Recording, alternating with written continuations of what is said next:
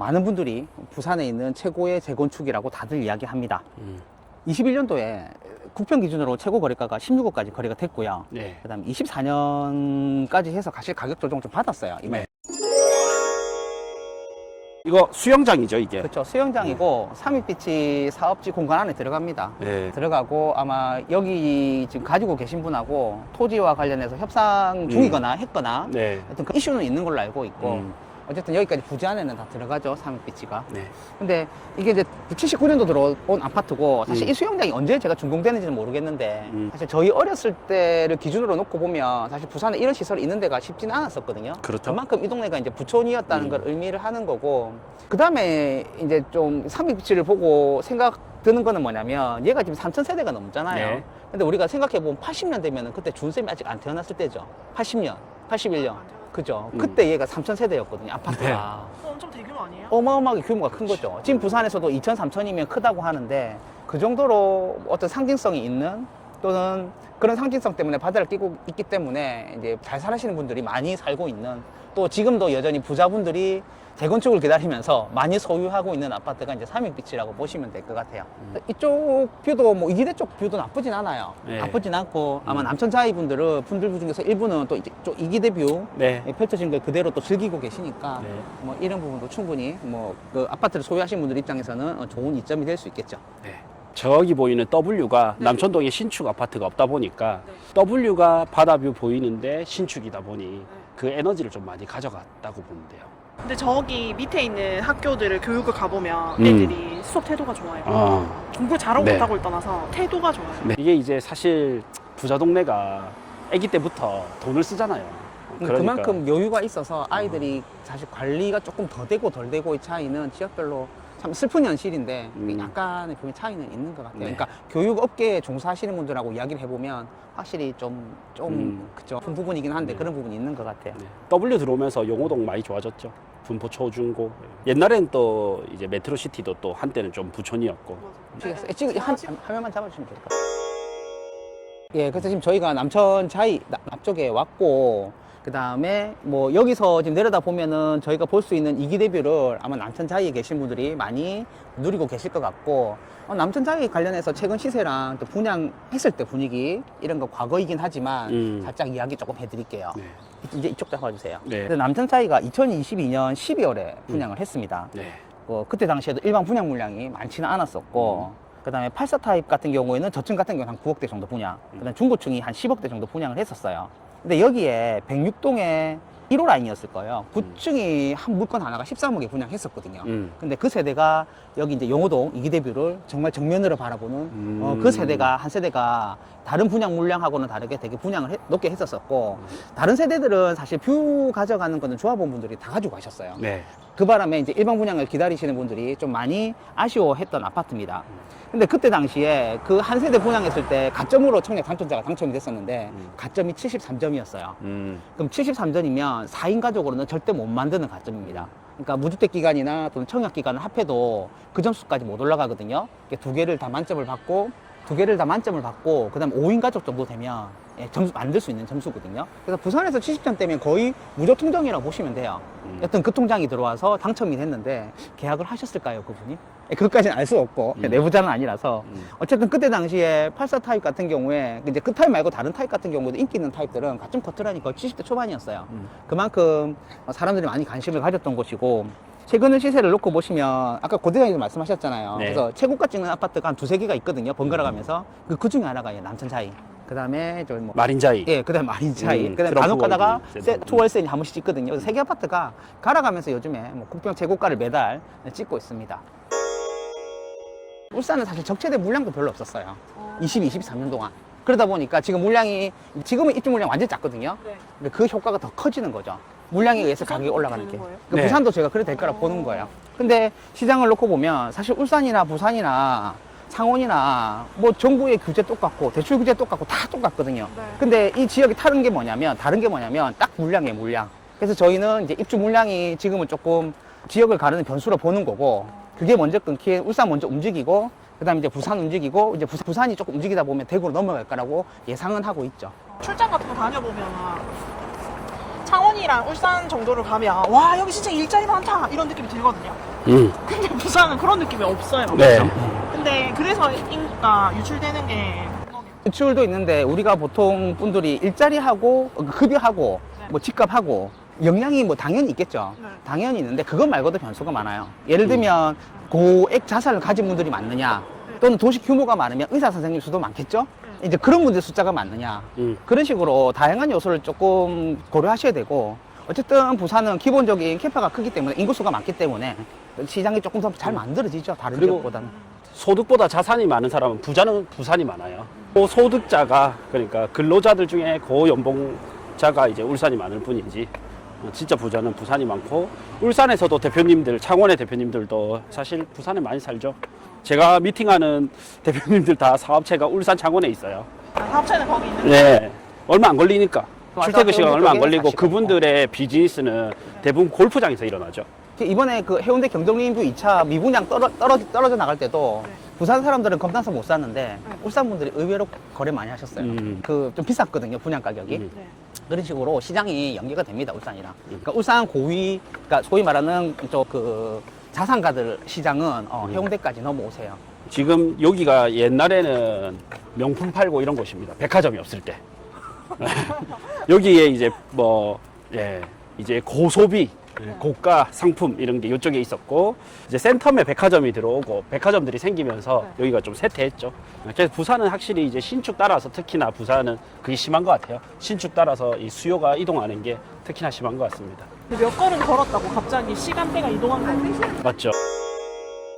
저희가 지금 삼익비치에 와 있습니다. 삼익비치까지 내려와 있습니다.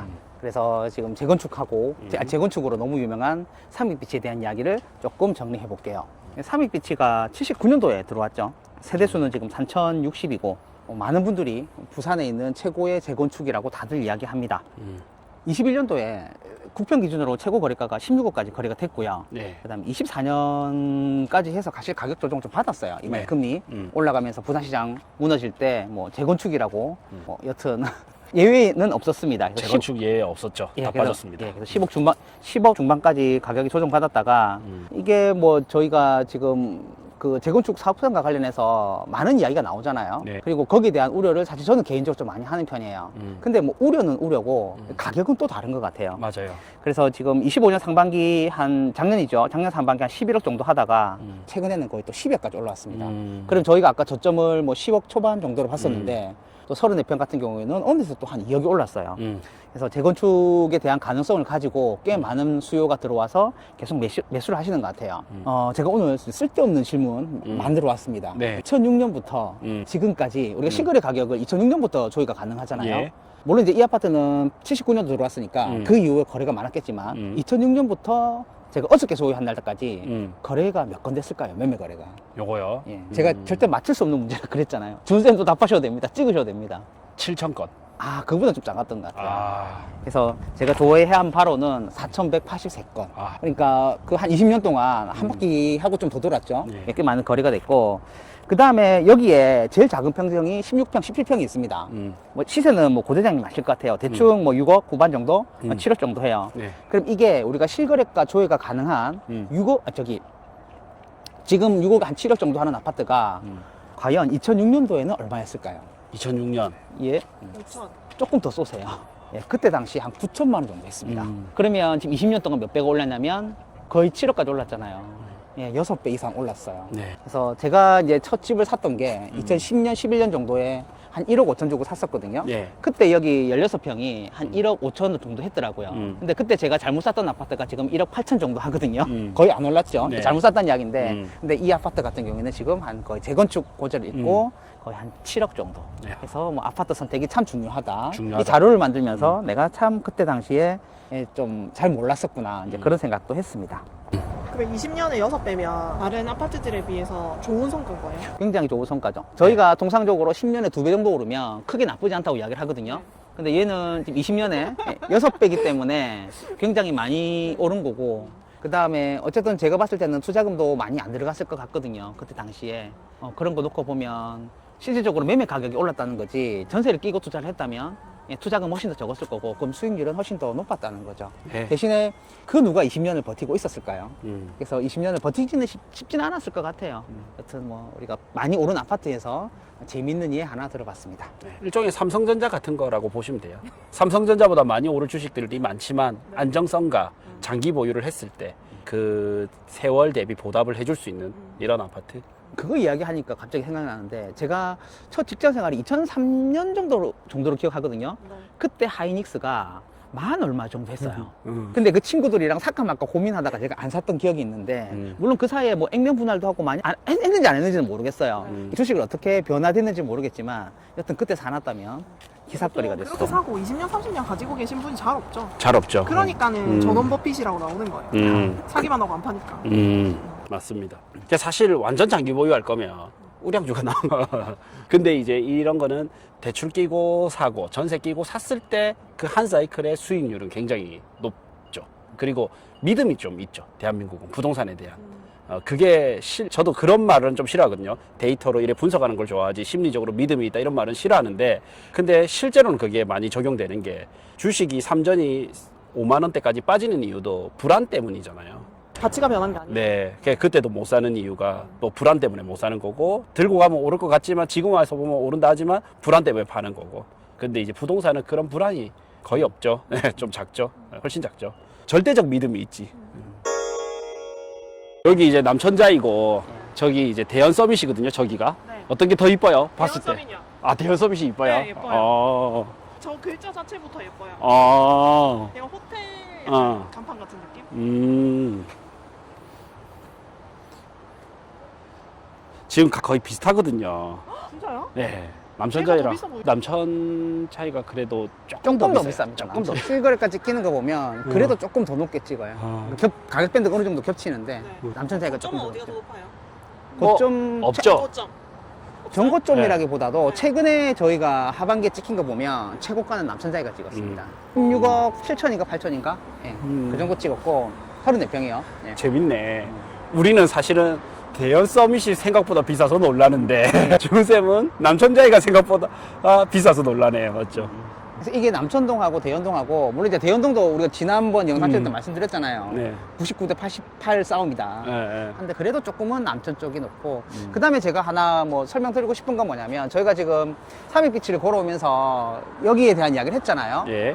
물론 이제 카메라를 끄고 저희끼리만 이야기를 해서 녹화 안 된 부분이 많겠지만 여기 지금 저희가 바라보는 방향으로 이 도로가 왼쪽으로 살짝 밀릴 겁니다. 그러면서 여기가 중앙에 아마 큰 공원이 생길 거거든요. 네. 큰 공원이 생길 건데 보통 얘가 이제 3천 세대 정도 되면 부산에서는 그 정도 세대가 되면 보통 단지가 좀 잘려요. 네. 기억해 보시면 우리 거제 레이 카운티도 4천이 넘지만 잘렸거든요. 네. 그다음에 온천 레미안도 마찬가지고. 그렇죠. 그죠? 보니까 한 천천 이 단위로 잘리다 보니까 공원이 커지더라도 그게 한계가 있어요. 근데 여기는 지금 조감도 같은 거 보시면은 단지가 중간에 안 잘려요. 도로로. 네. 그러니까 재개발 구역 같은 경우에는 다른 사람의 주변에 사는 사람들이 통행로를 확보해야 된다는 차원에서 차로를 확보해야 된다는 차원에서 단지가 중간에 끊기거든요. 네. 근데 얘는 지금 3천 세대인데 중간에 하나도 안 끊겨요. 그렇게 되면 지금 저희가 앞으로 바라보는 방향으로 굉장히 넓은 공간에 공원이 들어올 거거든요. 네. 그래서 그거 자체로서도 굉장히 큰 상징성이 될 것 같고 그럼 그걸로 끝나면 또 조금 아쉬울 수 있는데 아파트를 건너서 조금 오른쪽으로 들면은 여기는 또 바다가 보일 거거든요. 예. 그럼 아파트 단지를 중심으로 해서 한쪽은 바다, 한쪽은 부산에서 정말 접하기 어려운 넓이에 관리가 잘 된 그 네. 공원. 이제 그게 있다 보면 아마 그 삼익비치의 상품 여러 가지 부분에서도 우리가 좋은 부분이 많지만 더 빛나지 않을까 저는 네. 개인적으로 또 그런 생각을 맞습니다. 합니다. 마치 해양공원 역할을 할 것 같아요. 예, 맞아요. 그래서 뭐 중요한 건 그거예요. 부산에는 우리가 보면 4천, 5천 이런 세대들 있거든요. 단지들 있거든요. 네. 그럼에도 불구하고 다 좀 잘려 있다는 거. 근데 서울에는 가보면 그렇게 큰 단지들이 보이거든요. 한 번씩 큰 중앙공원들이 보이거든요. 네. 그래서 아마 삼익비치는 그런 부분이 되게 돋보일 것 같아요. 완공이 되면. 갈수록 이런 녹지 공간이 중요해지는 시대인 것 같네요. 예, 그래서 그게 이제 뭐 집값에 저희가 영향을 미치느냐 안 미치느냐 말은 많잖아요. 사실 공원들이. 그럼에도 불구하고 또 좋은 지역은 그런 게 하나라도 있으면 또 사람들의 명분이 되죠. 그럼요. 예, 집값을 올리는 명분이 되죠. 앞쪽에 보이시는 새 아파트는 대연 서밋입니다. 대연 비치 재건축 이제 완공이 된 아파트고 그 다음에 앞에 펜스 쳐져 있는 데가 이제 남천 서밋이죠. 이번에 16억 최고가 분양을 했음에도 불구하고 전용 8사 기준으로 8사 같은 경우는 경쟁률도 상당히 높았고요. 지금 프리미엄도 형성된 걸로 알려져 있고 한 2억 정도. 예. 그래서 지금 여기에서 아마 이 아파트들이 바라보게 될 장면을 저희가 한번 뒤로 돌아가서 한번 카메라로 잡아볼게요. 네. 여기 서밋이 좀 재밌는 게 지금 요 건물 있죠, 앞에. 요 건물에서 이래 바라보면 뷰가 요런 바다 뷰가 나오거든요. 근데 제 생각에는 이쪽 방향으로 볼 것 같아요. 예. 아파트들이 주로. 예. 그러면 저기 이제 마린시티 쪽 광안대교 주탑 쪽이 보이거든요. 그래서 여기도 굉장히 이제 이런 뷰에 대한 기대감 때문에 많은 분들이 신축 아파트가 빨리 완공되기를 기대하고 계시고, 그 다음에 저희가 다시 왼쪽을 돌아보면 이제 여기 상가를 기준으로 해서 뒤쪽으로 유비치 아파트까지 이어지겠죠. 이제 곳들의 재건축이 이제 진행되고 있기 때문에 현장을 저희가 한번 둘러보러 왔습니다. 절묘하게 이 도로, 지금 요 도로 건너서 서밋부터 뷰가 예뻐져요. 요쪽보다. 오른쪽보다 왼쪽부터가 뷰가 강안대교가 훨씬 잘 보입니다. 그래서 저희가 조금 옆에 쪽으로 왔는데 지금 오른쪽에 보이는 상업 지역이 있고, 그죠? 상가 건물이 있고, 그 다음 여기 보면은 또 남천 반도보로 아파트가 1, 2, 3, 4, 5, 6, 6층짜리 아파트가 있습니다. 그 다음에 조금 더 왼쪽으로 하게 되면 뒤쪽에 유비치 아파트가 있거든요. 더 높은 아파트죠. 중층 아파트가 있는데 여기 세 개가 지금 공간을 다 합해서 재건축을 같이 하려고 준비하고 있고, 저희가 삼익빛이 정말 좋은 재건축이긴 한데 또 뭐 여기도 상당히 우리가 새 아파트가 되면 많은 분들이 매력적으로 느낄 만한 그런 곳이라 보면 될 것 같아요. 근데 이 일대가 기본적인 어떤 베이스는 똑같죠. 네. 광안대교를 끼고 있고, 그 다음에 예전부터 부촌이라는 이미지가 강하고 여전히 높은 가격에 아파트 시장 형성하고 있는 곳이라는 그런 뭐 특징이 있습니다. 네. 이번에 그 강호가 자해가 됐더라고요. 네. 근데 이제 이렇게 보면은 포스터도 붙여놓고 현대건설도 붙여놨잖아요. 그러면 이제 이네들은 입찰에 들어오겠다는 의지 표명인 거예요. 나중에 시공사 선정할 때 그때 하는 거고, 그렇죠. 저거는 건설사에만 전화만 해주면 달아줍니다. 왜냐면 그래 자기네도 홍보가 되니까. 옛날에 이불로도 전화해가지고 모 구역들은 달아달라 그랬어요. 15,000원, 2만원이면 된다던데. 저렇게 해서 안 들어올 수도 있는 그렇죠. 그렇죠. 그때 그렇죠. 상황. 근데 안 들어올 수도 있겠지만 이런 지역이면 다들 들어오려고 할 거예요. 웬만한 큰 대형 건설사들이 다들 욕심은 낼 겁니다. 강호가 속도가 좀 빠른 편이에요? 그냥 적당히 가는 편인 것 같아요. 그러니까 2020년 생활권 계획 시행되고 나서 이제 막 진행되는 그런 경우거든요. 그러면 뭐 적당히. 다음은 저희 동의대학교 평생교육원에서 12주 정규과정 진행될 예정이고, 주식 전문가 임주훈 강사님, 그 다음에 데이터 분석 전문가 아트님, 재개발 전문가 강다르크님, 토지 전문가 토지바라기님, 우리 건물 전문가 강장군님, 그리고 저 이래가지고 고대장 저 해가지고 12주 과정으로 이제 주식부터 부동산 투자까지 전반적으로 배울 수 있는, 실전에서 바로 써먹을 수 있는 재테크 수업 12주 정규 강의가 있습니다. 동의대학교에서 평생교육원에서 진행이 되고요. 여기는 시작 날짜가 보자. 요거는 오프라인 전형입니다. 6월 25일부터 시작됩니다. 네. 자, 다음 저희 어차피 아파트 사실 분들 간단한 고민 상담 고대장의 부동산 1:1 코칭 하시면 되고요. 어차피 아파트 사실 분들은 여기 구해줘 아파트 참여하시면 매수 매도까지 전부 다 도와드립니다. 아파트 투자에 필요한 A부터 Z까지 다 도와드린다고 보시면 됩니다. 자, 저희 신규 프로그램 및 코칭 프로그램 고정 댓글 고정 메시지에 남겨놓겠습니다.